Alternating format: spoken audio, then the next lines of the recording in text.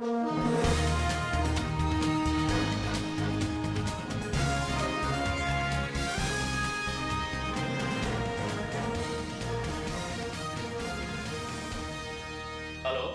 welcome to the Metals Morning Daily News brought to you by Metals Update, the driving force behind your business. I'm Neeraj Rawal, reporting live from the Mumbai office on 29 May 2017. Three-month forwards of base metals traded on London Metals Exchange ended mixed last week with three prices of metals gaining while the other three declining. Amongst the gainers were aluminium, lead and zinc, with aluminium forwards gaining the most by 0.46% to settle at $1,952 per ton.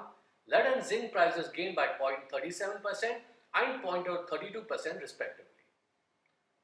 Supporting aluminium prices was the copper to aluminium ratio, which continued to remain in the 2.90 to 2.93 range during the previous week, causing aluminium to be a cheaper alternative for copper. Support was also found in the large drawdown of inventories held on London Metals Exchange. Aluminium stocks have been declining since the end of February. Total drawdown as on Friday was 13,100 tons.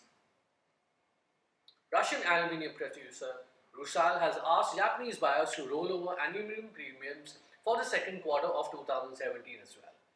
Aluminium premiums were fixed at $128 per ton plus LME on a CIF basis for the first quarter of 2017. Base metals whose prices declined last week were copper, nickel and tin. Nickel prices declined the most by 3% to settle at $9,085 per ton. Copper and tin prices declined by 0.44% and 0.34% respectively. Excess supply and low steel demand kept pressures on nickel prices, while credit rating downgrade by China and drop in crude oil prices caused copper prices to close lower in the red. In currencies, dollar index gained by 0.34% for the week to close at 97.36, supported by a robust equities market. British pound moved lower by 0.82% during the previous week to settle at 1.2854 to the dollar, while euro was down 0.16% to settle at 1.1196 to the dollar. As per opinion polls, the probability of the ruling Conservative Party in the UK returning to power with a large majority is diminishing, thus leading to uncertainty in the markets, causing the pound to depreciate. Euro, on the other hand, was supported by comments from the European Central Bank President, who hinted at reducing asset purchases and the possibility of interest rate hikes sometimes in the first quarter of 2018.